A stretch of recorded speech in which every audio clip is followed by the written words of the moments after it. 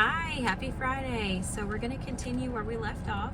Excuse my voice today. It is pollen season in the south, so a little bit scratchy today. But okay, so we're going to start off with the story of Noah and the flood.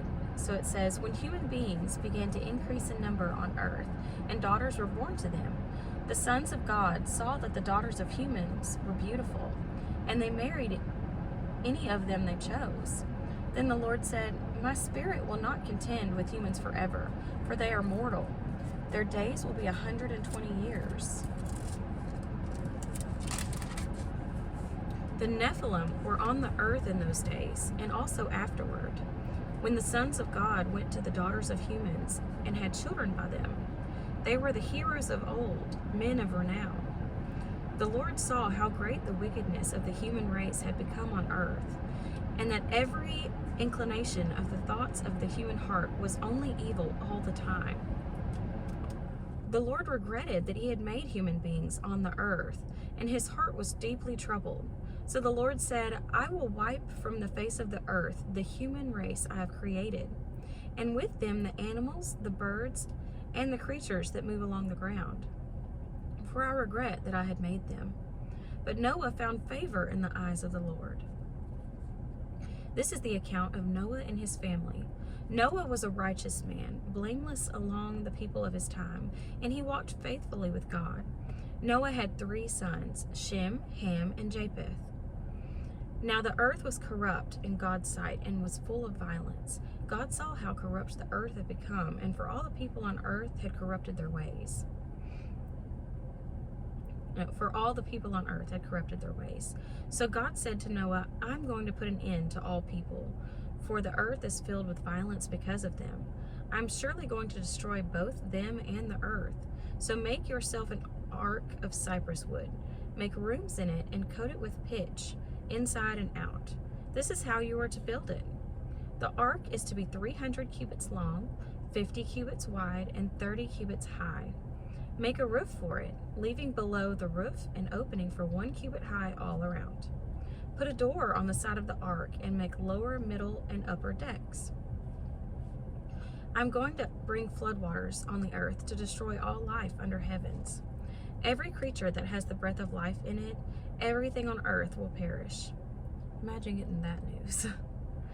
But I will establish my covenant with you, and you will enter the ark, you and your sons and your wife and your sons' wives with you. You are to bring into the ark 2 of all living creatures, male and female, and keep them alive with you.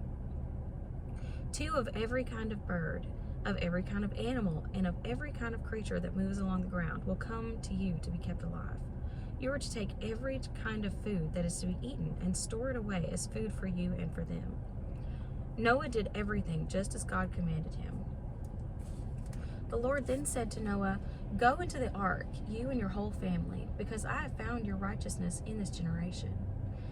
Take with you 7 pairs of every kind of clean animal, a male and its mate, and 1 pair of every kind of unclean animal, a male and its mate, and also 7 pairs of every kind of bird, male and female, to keep their various kinds alive throughout the earth.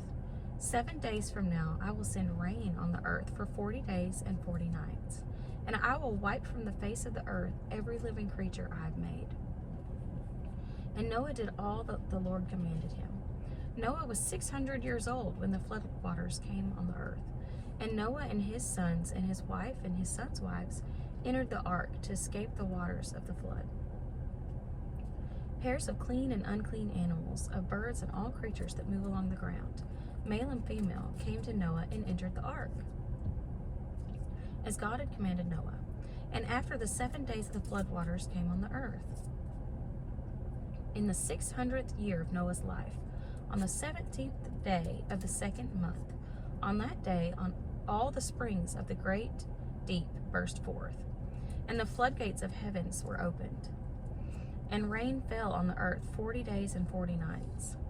On that very day, Noah and his sons, Shem, Ham, and Japheth, together with his wife and the wives of his 3 sons, entered the ark.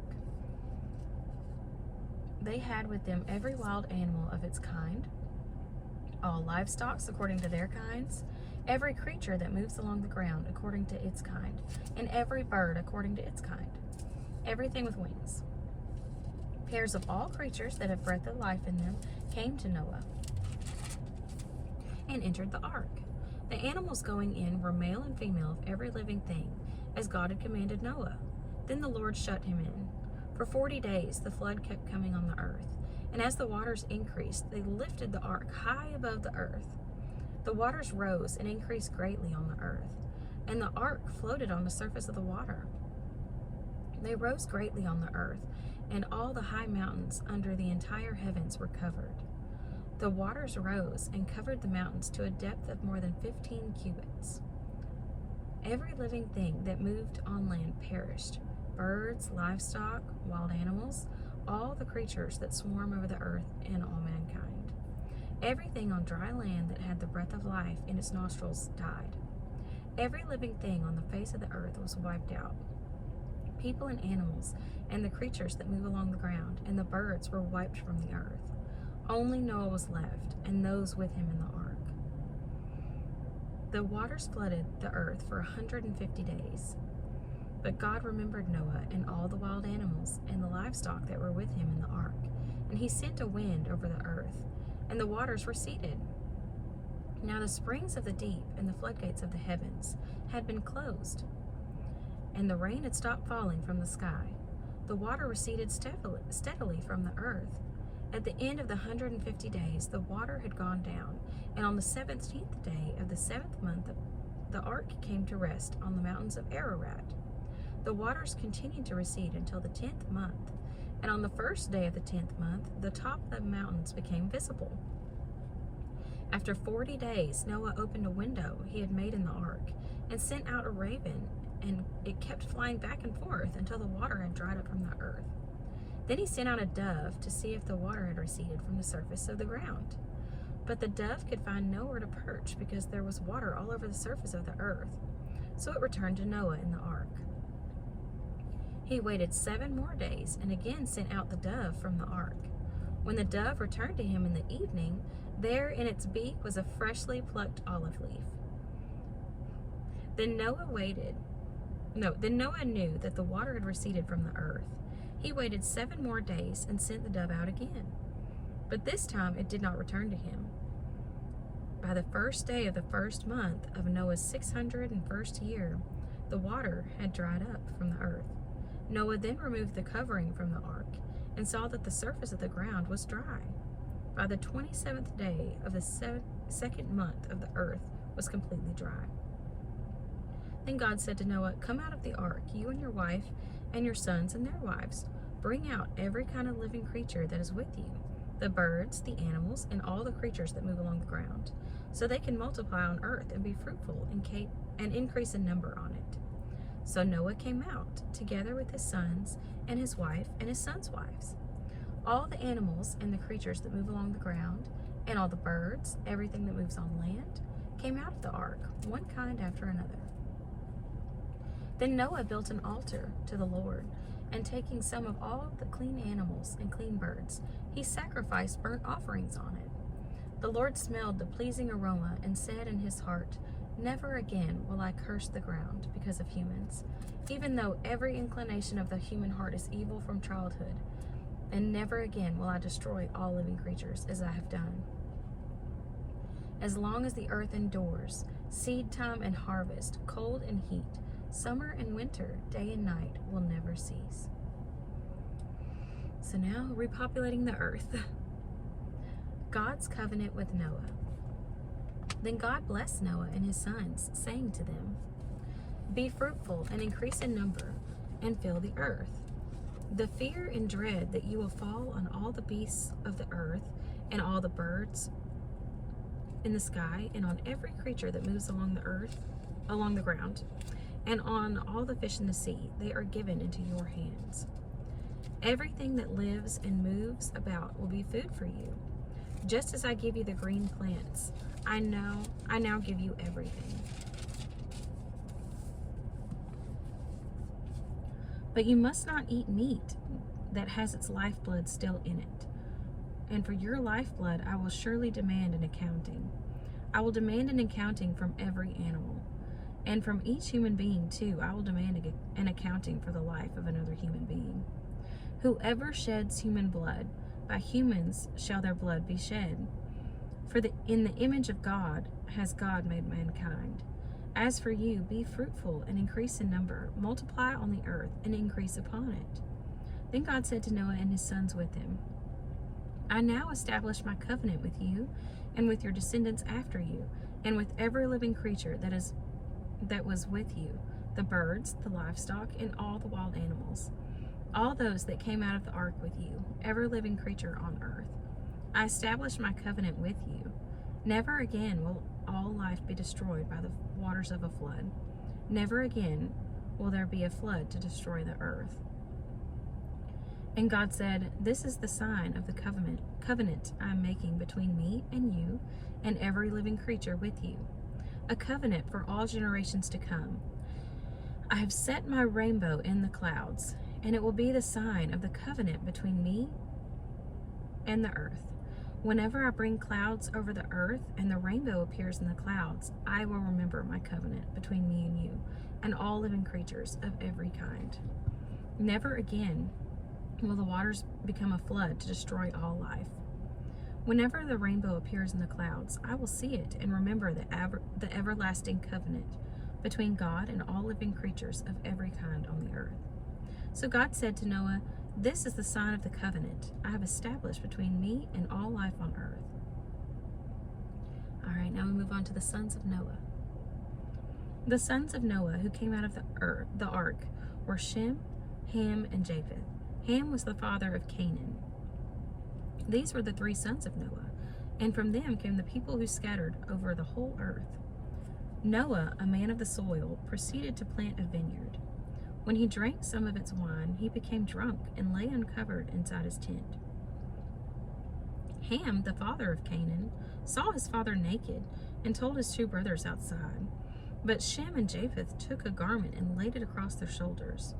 When they walked in backwards and covered their father's naked body, their faces were turned the other way, so they would not see their father naked. When Noah awoke from his wine and found out what his youngest son had done to him, he said, Cursed be Canaan, the lowest of slaves will he be to his brothers. He also said, Praise be to the Lord, the God of Shem. May Canaan be the slave of Shem. May God extend Japheth's territory. May Japheth live in the tents of Shem, and may Canaan be slave of Japheth. After the flood, Noah lived 350 years. Noah lived a total of 950 years, and then he died. Now we have the Table of Nations. This is the account of Shem, Ham, and Japheth, Noah's son, who themselves had sons after the flood. So we have the Japhethites, the sons of Japheth, which is Gomer, Magog, Madai, Javan, Tubal, Meshech, and Tiras. The sons of Gomer were Ashkenaz, Rephath, and Togarmah. The sons of Javan was Elisha, Tarshish, the Kittites, and the Rodanites. From these, the maritime peoples spread out in their territories by their clans within their nations, each with its own language. Then you have the Hamites, the sons of Ham, which is Cush, Egypt, Put, and Canaan. Then you have the sons of Cush, which was Seba, Havilah, Sabta, Ramah, and Septica. The sons of Ramah were Sheba and Dedan. Cush was the father of Nimrod, who became a mighty warrior on the earth.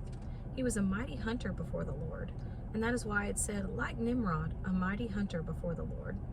The first centers of his kingdom were Babylon, Uruk, Akkad, and Calneh in Shinar. From that land he went to Assyria, where he built Nineveh, Rehoboth, Calah, and Resen, which is in between Nineveh and Calah, which is the great city. Then you have Egypt, which is the father of the Ludites, Anamites, Lehavites, Naphtuhites, Pathrusites, Casluhites, where the Philistines came from, and the Captorites. Okay, so the Philistines came from Egypt. I know they're important later. Canaan was the father of Sidon, his firstborn, and of the Hittites, Jebusites, Amorites, Girgashites, Hivites, Arkites, Sinites, Arvadites, Zemarites, and Hamathites. That is a mouthful. Later, okay, well that makes sense actually, because later in these stories we're going to hear about the Jebusites. That's going to be important. And the Hittites. So they came from Canaan, and their dad cursed Canaan because he saw his father naked, and he wanted them to be a slave. So that's important later as well. Later, the Canaanite clans scattered, and the borders of Canaan reached from Sidon toward Gerar as far as Gaza, and then toward Sodom, Gomorrah, Admah, and Zeboim as far as Lasha. These are the sons of Ham by their clans and languages in their territories and nations. So these came from Ham. The Semites, sons who were also born to Shem, whose older brother was Japheth. Shem was the ancestor of all the sons of Eber. So you have the sons of Shem, which is Elam, Asher, Arphaxad, Lud, and Aram. The sons of Aram, you've got Uts, Hul, Gether, and Meshech.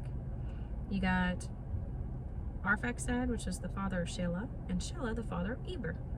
2 sons were born to Eber. One was named Peleg, because of his time on earth was divided. His brother was named Joktan. I think that's all we have time for today. We'll get through the rest of these names next time. Thank you.